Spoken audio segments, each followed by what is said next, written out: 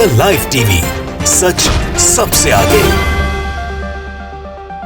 Hello दोस्तों, मेरा नाम राशिद जहीर है और आप देख रहे हैं लाइव टीवी। ताज़ा खबर हम आपको बता चुके हैं। फ़लस्तीन में और इजराइल में जो जंग थी वो आज रात यानी कि शुक्रवार को रात 2 बजे बंद हो चुकी है। बाकायदा यूएनओ के अंदर जो अधिवेशन हो रहा था उसमें तमाम दुनिया के देशों ने कंडेम किया इजराइल को, और जिस तरह का नरसंहार वो वहाँ कर रहा था उस पर अब फिलहाल विराम लग चुका है। फ़लस्तीन की बात अगर हम करें तो फ़लस्तीन के अंदर, गाज़ा के अंदर एक जश्न का माहौल है। लोग अपनी गाड़ियों से और खुद पैदल भी सड़क पर आकर के उन्होंने बाकायदा एक जश्न मनाना शुरू कर दिया है और अपनी विक्ट्री साइन दिखा रहे हैं। इसी तरह का माहौल इजराइल के अंदर भी है।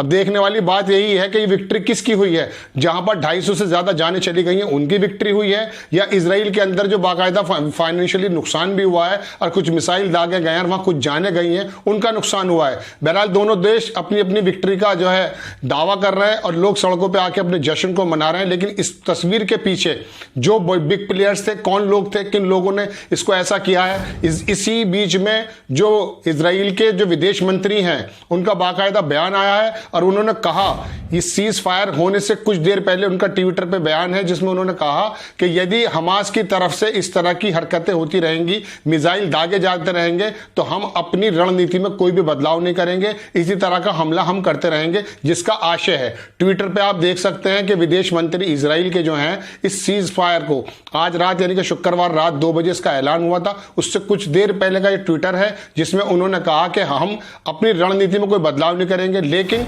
जब सीज फायर हो चुकी है, दोनों देश विक्ट्री के अंदर गुम हो चुके हैं, लोग अपने मरने का जिनके लोग मारे जा चुके हैं, अलबत्ता वो तो किसी तरह की विक्ट्री नहीं मना पा रहे हैं, किसी तरह का जश्न नहीं मना पा रहे हैं, क्योंकि इस फलस्तीन के अंदर नो डाउट लोग सड़कों पर आ चुके हैं, लोग जश्न मना रहे हैं, लेकिन जो बच्चे वहां मर चुके हैं, जो महिलाओं का वहां नरसंहार हो चुका है, वो पूरी दुनिया से ढका छुपा नहीं है। पूरी दुनिया ने इसको देखा है। यूएनओ की तरफ से जो जिस तरह के इकदाम स्टेप लिए गए हैं वो पूरी दुनिया ने देखे। पहले यूएनओ को किस तरह से पंगु बना दिया गया था, अमेरिका के राष्ट्रपति ने किस तरह से बार बार अधिवेशन बुलाने को, और अधिवेशन अगर आ गया तो उसका ज्वाइंट स्टेटमेंट देने को बार बार जैसे रोका जा रहा था। लेकिन अब दुनिया का चौतरफा जिस तरह का दबाव अमेरिका के ऊपर आया और उसने इस तरह की इजाजत दी कि यूएनओ ने यह अधिवेशन पास कर दिया। हालांकि इसके अंदर बैकडोर से इजिप्ट का एक बहुत बड़ा रोल देखा जा रहा है और जॉर्डन का रोल देखा जा रहा है। बेसिकली कल शाम यानी कि शुक्रवार आज है, एक दिन पहले नेतन्याहू के ऑफिस में बाकायदा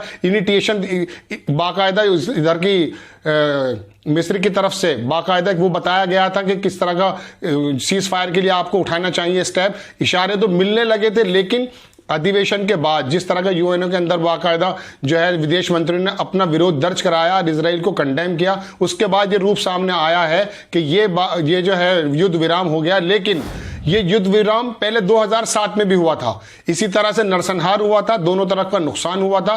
नुकसान की बात भी मैं आपको बता दूं कि इजराइल का भी बहुत बड़ा नुकसान है। एक अनुमान के मुताबिक ये 11 और 12 दिन लड़ाई चली है, जिसमें 37 अरब डॉलर पर डे के हिसाब से एक अनुमान के मुताबिक इजराइल को अपना जो है ना फाइनेंशियली नुकसान देखने को पड़ा है। तो इस तरह से नुकसान हर बार की झड़पों में, हर बार के युद्ध में, हर बार की इस तरह की जो तनाजा फैल जाता है, कन्फ्लिक्ट हो जाता है, वो निकलता है। फलस्तीनियों की जानें चली जाती हैं, बच्चे मर जाते हैं, औरतें मर जाती हैं, और उसके बाद फिर स्थिति थोड़ी बहुत सामान्य हो जाती है।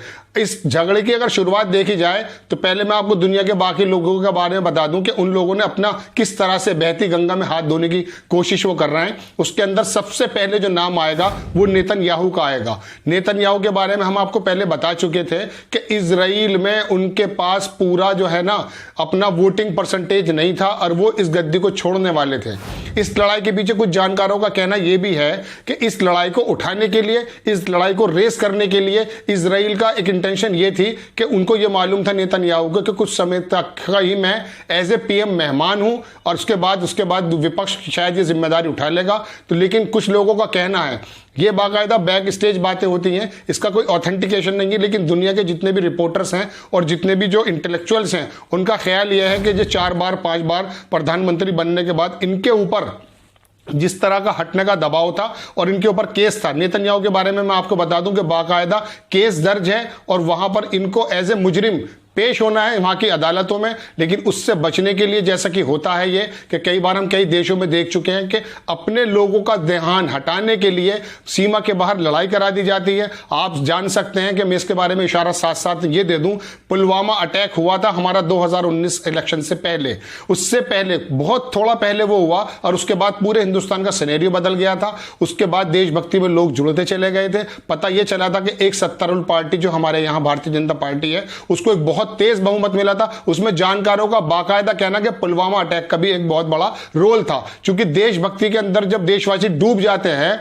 तो वो किसी तरह की सारी पुरानी बातों को भूल जाते हैं और एक तरफा वोट कर देते हैं। नेतन्याहू ने भी बिल्कुल सेम इसी तरह से अपने आप को मजबूत किया है, जहां पर उनको बहुमत बिल्कुल था नहीं और गद्दी छूटने की बात थी। अब फिलहाल की कंडीशन ये है कि इजराइल के अंदर नेतन्याहू एज ए हीरो उभर कर आए हैं और इस झगड़े को उन्होंने ये बताया कि अकेला मैं एक सुपरमैन ऐसा हूं कि मैं इजराइल को किसी भी सूरत में बचा सकता हूं। हालांकि उसके लिए उन्होंने किया यह है कि निहत्ते लोगों की जानें ले ली गई हैं बमबारी के जरिए, हथियारों के जरिए, पूरी दुनिया ने उनको रोका। लेकिन उनको सत्ता का जो लालच, जैसा कि जानकार बता रहे हैं, सत्ता का लालच इतना बढ़ चुका था कि उन्हें ये इस बात की परवाह नहीं थी कि फलस्तीन के अंदर महिलाएं मर जाएं, बच्चे मर जाएं, निहत्ते लोग मर जाएं।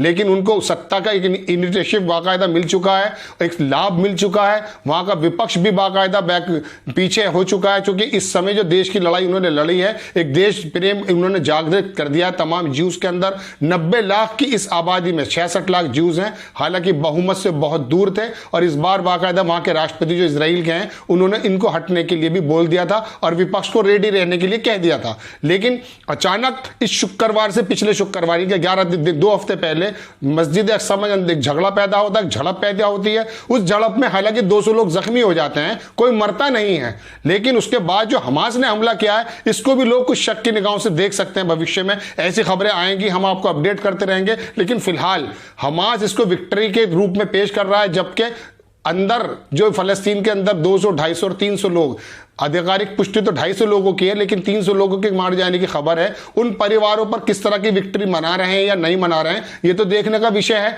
वहां की जो प्रेस है वो आने वाले समय में शायद अपडेट करे कि जिन पूरा का पूरा फलस्तीन एक खंडर में तब्दील हो चुका है।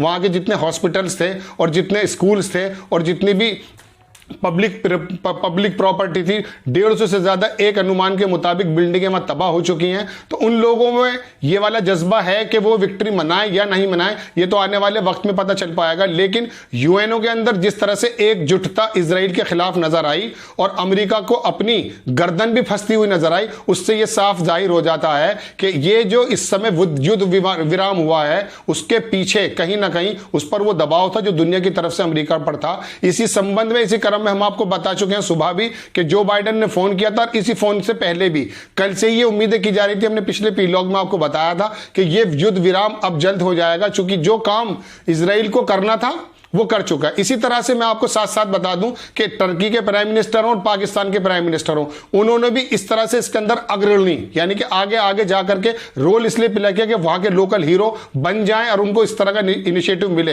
पूरी दुनिया के अंदर चीन को भी एक फायदा यह हुआ है कि इस लड़ाई के अंदर चीन ने जो अपना आपको पेश किया है और अपना रोल एक्टिव करके दिखाया है, तो उसने एक बाकायदा कि अल्टरनेट दिखाया कि अमेरिका के अलावा दुनिया को सुपर लीड करने का जो कोई सुपर पावर बन सकता है तो वो चीन है। चीन इसके अंदर एक्टिव रहा।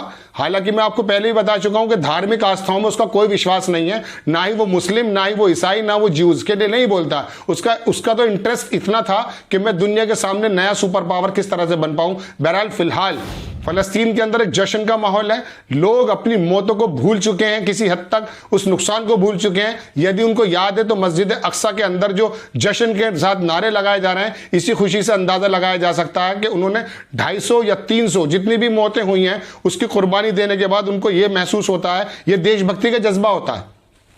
देश का कभी कभी कितना भी बड़ा नुकसान हो जाए, लेकिन यदि अपना राइवल जो कंट्री होता है उसके ऊपर अगर जीत दर्ज कर दी जाती है तो देशभक्त लोगों के अंदर एक ऐसा संचार पैदा होता है, वो सोचते हैं कि कोई भी नुकसान हो गया लेकिन अनंत जीत उनकी हुई है और इसी भक्ति में, इसी खुशी में वो झूम उठते हैं। बिल्कुल फलस्तीन का नज़ारा ऐसा ही है। और फलस्तीन के अलावा जिनकी नज़र बहुत बारीक नहीं है, आसपास के जो देश हैं उनके मुसलमानों के अंदर भी खुशी की लहर है। एक पर्टिकुलर समुदाय खुशी मना रहा है। है, लेकिन फिर भी इंसानियत पर एक बहुत बड़ा यह रहम है, किसी तरीके से दया है ऊपर वाले की कि उसने इस तरह का एक बाकायदा दुनिया के साथ जो देश हैं उन्होंने एक्टिव होकर के इस रोल को अदा किया। युद्ध विराम हो गया और मासूमों की जो जानें थी, जानी और आगे जाने वाली थी, वो शायद रुक गई हैं।